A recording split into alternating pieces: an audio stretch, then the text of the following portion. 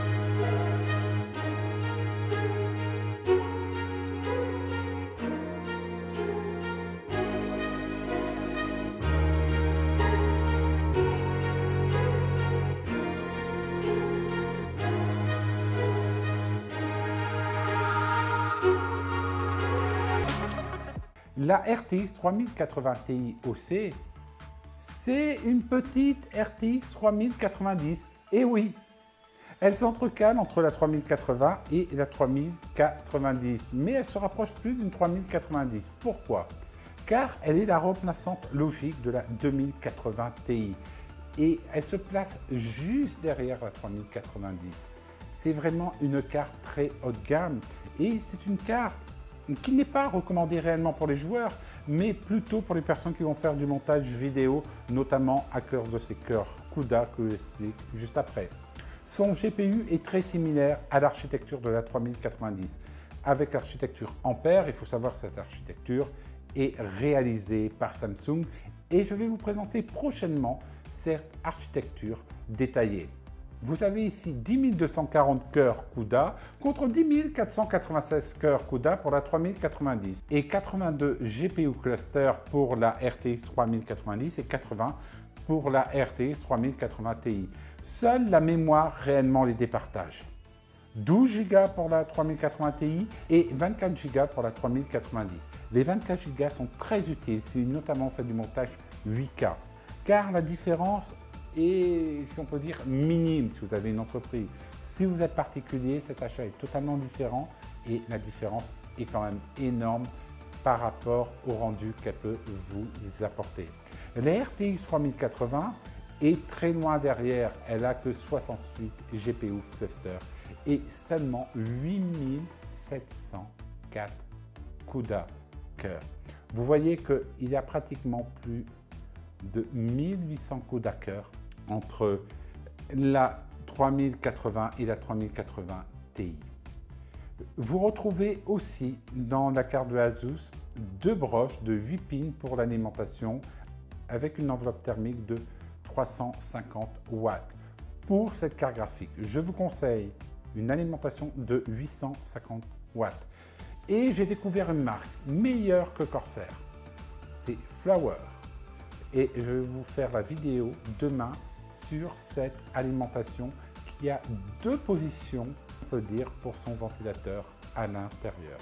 Alors, parlons de la ventilation de la 3080 Ti. C'est une chose qui est primordiale quand vous faites du jeu ou du montage vidéo, car ça chauffe, et ça chauffe énormément. Nous retrouvons ici le même système de refroidissement que de la 3080, c'est-à-dire 3 ventilateurs. Et la même finition. La finition est remarquable réellement. Quand vous voyez cette vidéo, vous voyez qu'elle est faite en métal et ça, c'est un gage de qualité. La seule chose que moi je reproche, c'est qu'ils n'ont pas totalement fermé la carte en hauteur et qu'on voit une partie des composants à l'arrière de la socket. Ça, j'aime moins, car on n'est jamais à l'abri de quelque chose qui tombe, mais bon, ça reste très très rare. Alors, comment fonctionne son refroidissement? Son refroidissement est étonnant. Je n'ai jamais dépassé les 75 degrés en crash test. Vous avez 3 ventilateurs, 2 qui tournent dans un sens et celui au milieu qui tourne dans l'autre sens. L'air est expulsé à l'arrière de la carte graphique, comme vous le voyez ici, vu qu'ils l'ont démonté. Donc l'air est expulsé à l'arrière de la carte graphique et vous avez une sortie. Et bien sûr, latéralement. Le prix. Alors, à la fin de la vidéo, je vous fais une petite promesse. Je vous explique pourquoi il faut acheter une carte graphique aujourd'hui et pas attendre demain. Car les personnes qui critiquent cette carte vidéo, les personnes qui critiquent les prix, je n'aime pas. Il y a un prix de marché qui est élevé car il y a une forte demande et parce qu'il y a une pénurie. Et je vais vous dire qu'est-ce qui peut se passer en 2022. Car je rencontre les mêmes problèmes que ces entreprises. Alors, le prix n'a pas augmenté depuis la 2080 Ti. C'est-à-dire que la 2080 Ti est sortie à 1199 €. Et pour la Founder Edition, c'est la même chose. Il faut savoir qu'en raison de la forte demande de la minération pour la crypto-monnaie, du Covid et de la fermeture des usines, et aussi de l'augmentation du fret maritime, de 2 000 € un conteneur, vous êtes passé à pratiquement 15 000 de la flotte de conteneurs, qu'il n'y a plus d'avion pour acheminer, parce que vous pouvez acheminer les cartes graphiques par avion. Ça coûte quand même 15 € du kilo, mais vous pouvez le faire. Les cartes graphiques flambent. Et vous avez aussi un deuxième problème, c'est la crise des semi-conducteurs. Ça, c'est un cocktail explosif pour avoir une forte augmentation des prix et ces prix peuvent grimper jusqu'en 2023. Pour moi, c'est à partir de 2023 qu'on va retrouver des prix normaux sur les cartes graphiques. Car actuellement, les stocks arrivent au compte-gouttes. C'est comme au Brésil, regardez, il y a eu un gel dans les plantations de caféiers et certains caféiers ont eu des problèmes, c'est-à-dire que quand il fait trop froid, le caféier, son rameau va mourir. Et il va falloir 1 ou 2 ans pour que celui-ci reproduise. Alors imaginez-vous, si vous faites ça sur des jeunes caféiers, vous avez un cocktail explosif. Et sur les cartes graphiques, vous avez, c'est la même chose, les processeurs, c'est la même chose. Vous avez des usines qui se sont arrêtées, vous avez des usines qui ont eu des problèmes de transport. Et bien c'est un cocktail pour que les prix flambent. La semaine prochaine, je vais vous faire une vidéo plus détaillée de cette carte graphique, dont je l'ai poussé dans ces derniers retranchements avec du montage en DCI 4K, 4.2 de 10 bits, avec aussi de la luminométrie très forte. Et je vais vous expliquer qu'est-ce que c'est la luminométrie. Notre test de la carte graphique RTX 3080 Ti OC est idéal si vous devez faire une configuration pour faire du montage 4K, DCI 4K, 4.2 de 10 bits, voire 6K et 8K. Pour les gamers, ça ira parfaitement parce que c'est pratiquement la même chose. Si vous arrivez à faire fonctionner un Premiere Pro à fond la caisse, vous allez réussir à jouer à n'importe quel jeu. La configuration du test. Un test a été fait avec une RTX, celle-ci mon ancienne, 2060 OC 6 Go de mémoire, DDR6. Et un autre test avec cette carte graphique. Le processeur, un Ryzen 9 5900X. L'IO, un IO Li 360 en push-pull. La carte mère, une X570 TUF Gaming Plus. La RAM, 3x32. Bon, pourquoi 3x32? C'est qu'il y a une barrette qui est morte et qui part chez Corsair, sauf que Corsair n'a plus de 32 Go de RAM à me donner, donc on attend. 3 ventilateurs extraction supérieure, 3 ventilateurs qui aspirent l'air vers le bas et bien sûr les 6 ventilateurs que j'ai mis sur le IO en mode push-pull. Les ventilateurs pour ce test ont été mis en mode turbo. La température pendant le test était de 28 degrés dans mon bureau à Belo Horizonte au Brésil. Alors on est parti. Découvrez le test de la RTX 2060 OC de Asus. Alors, ce test, je n'ai pu le faire uniquement 4K. Le 8K, ça ne passait pas. On remarque que la carte a un score de 6156 avec un nombre de FPS de 56,62. La température a été très haute. On est monté à 83 degrés, malgré l'ensemble des ventilateurs, tandis que le processeur était à 55 degrés. La carte m'a posé beaucoup de problèmes lors des montages vidéo, notamment en 4K, 422, 10 bits avec le S1H, notamment au niveau de la lumétrie. C'est-à-dire, regardez la lumétrie. Le log avec la lutte, le log avec la lutte plus la colorimétrie. Vous voyez que c'est totalement différent. Et ça demande beaucoup en puissance et notamment en cœur CUDA lors de l'encodage. Et avec celle-ci, je passais parfois 40 minutes, quand celle-ci, je passe à peine 10 minutes. Et celle-ci, c'était en un passage, celle-ci, c'était en deux passages. Donc, la RTX 2060, c'est réellement idéal pour entrer dans le monde de l'informatique. Aujourd'hui, vous pouvez acheter la 3060. C'est une carte que je trouve formidable. Vous pouvez commencer à la overclocker, il n'y a aucun problème.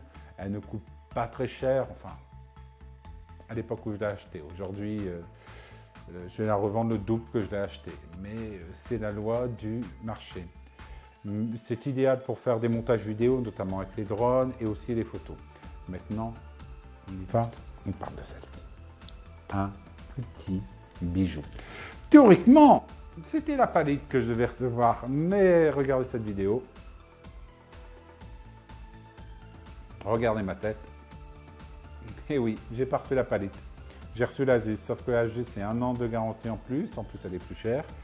Et en plus, Asus, j'aime bien cette marque. Voilà, tout simplement. Elle est beaucoup moins RGB que l'autre, mais elle fait son petit effet. Et surtout, elle est beaucoup mieux ventilée et vous allez voir sur ces tests.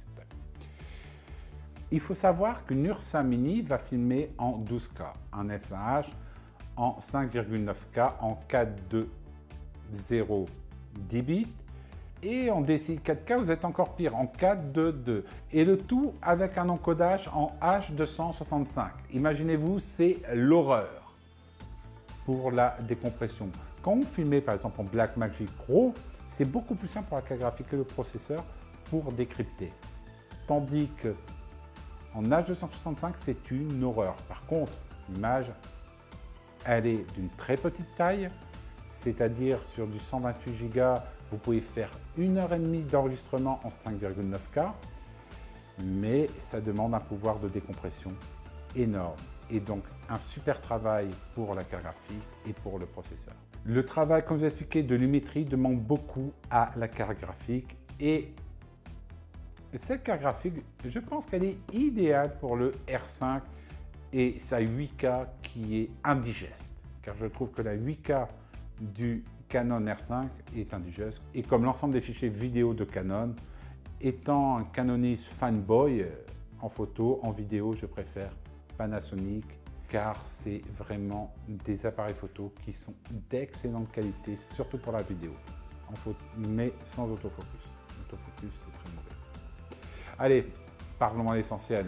Nous remarquons d'abord que cette carte graphique en 8K, lors de ce test, va avoir une température de 71 degrés pour un nombre de FPS de 62.26. Vous imaginez, il y a pratiquement 6 FPS de plus que sur cette carte-là. Et celle-ci, c'est en 4K. Ici, vous êtes en 8K. Donc, c'est tout simplement impressionnant et une température plus basse grâce à ces 3 ventilateurs. C'est une carte graphique qui offre des performances supérieures dans mon premier test par rapport à la RTX 2060 en 8K. En 8K, j'ai testé aussi une 3060 d'un ami. Ça s'est mal passé. Très mal passé. Elle n'a pas réussi à faire le test. Mais on ne peut pas lui en vouloir. En 8K, elle se rapproche des performances d'une 3090. Nvidia a frappé fort et va cannibaliser sa 3090.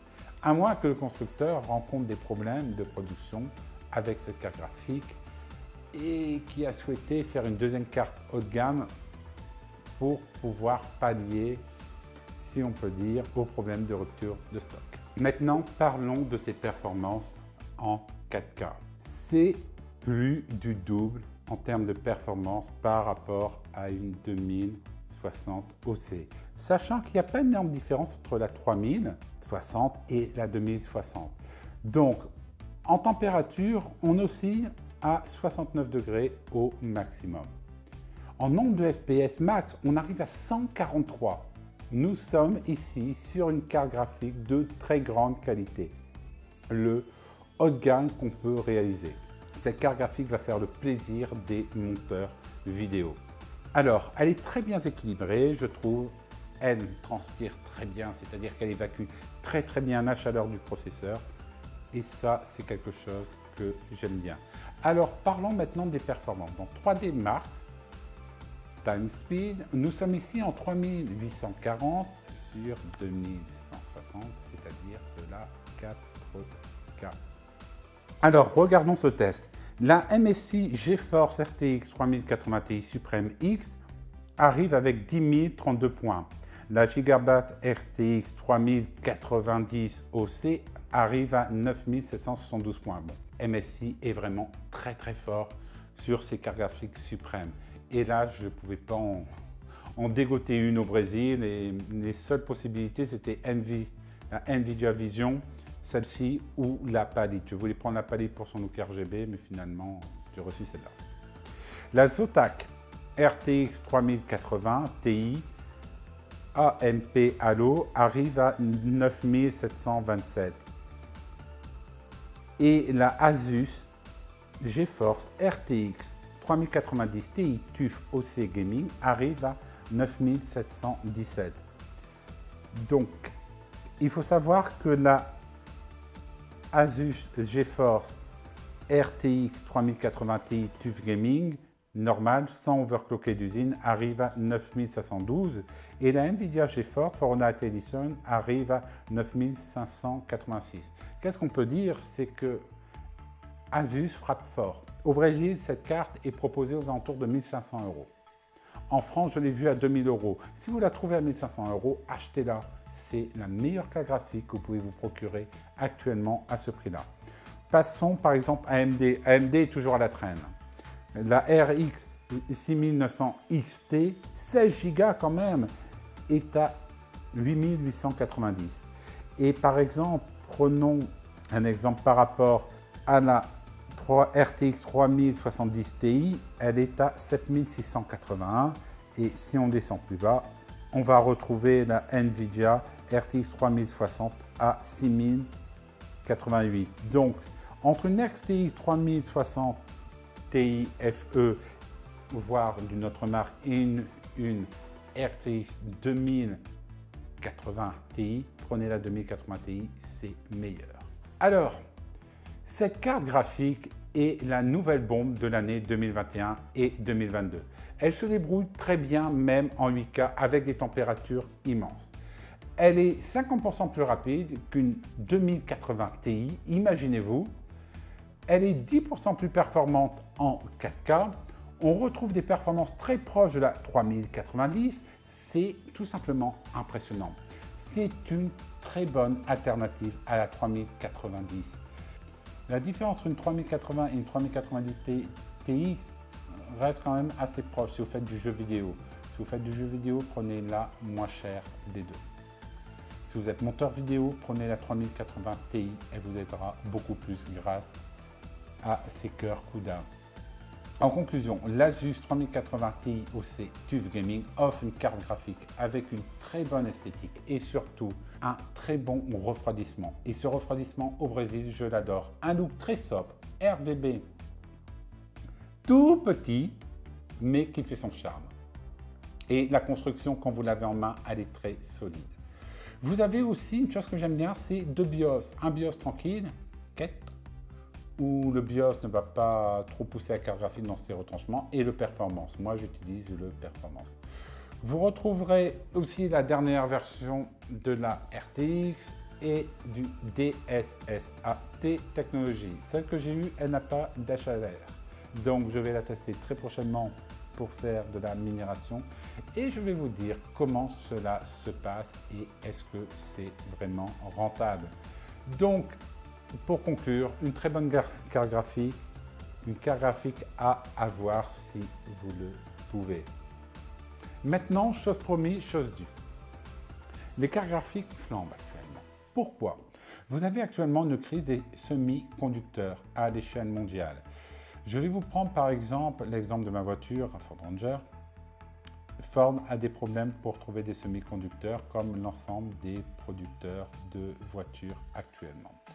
Ces semi-conducteurs sont aussi utilisés comme les puces dans les cartes graphiques, dans les drones et dans les processeurs. Il faut savoir que DJI a retardé le lancement de son Mavic 3 Pro, probablement à cause de ça, et probablement encore à cause de la chauffe de la caméra.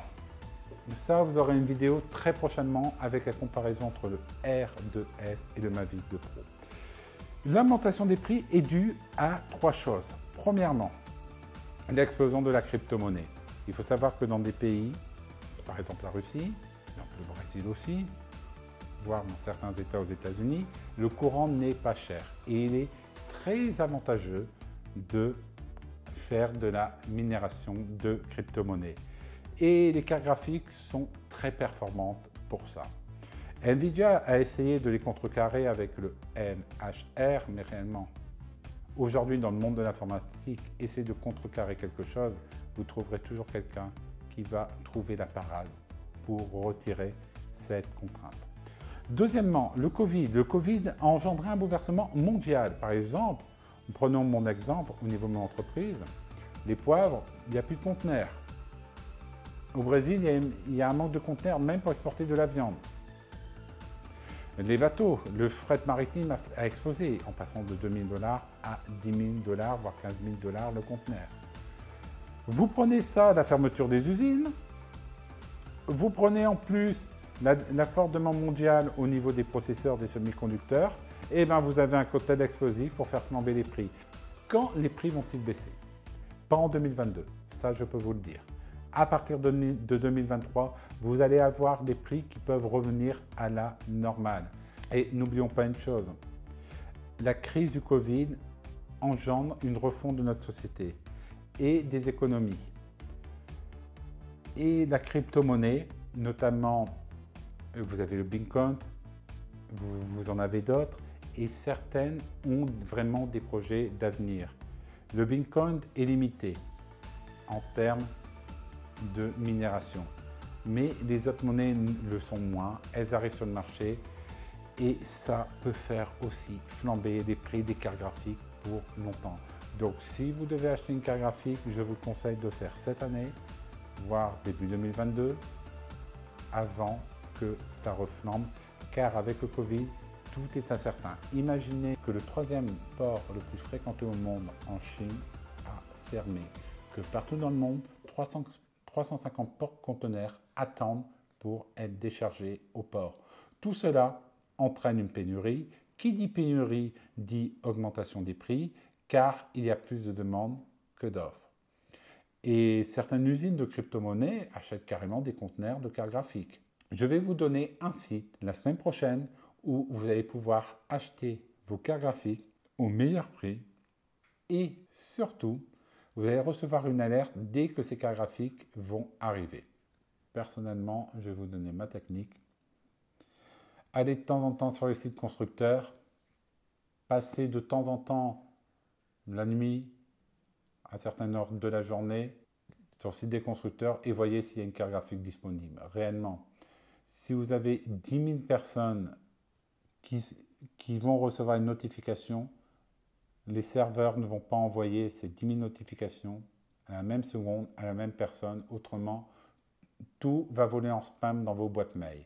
Donc, le conseil, ça va être le site que je vais vous passer, où vous allez pouvoir voir les cartes graphiques, les stocks, car il est renouvelé à chaque minute. Et mon deuxième conseil, c'est d'aller voir de temps en temps sur des sites, voire réaliser une précommande. Allez, à bientôt.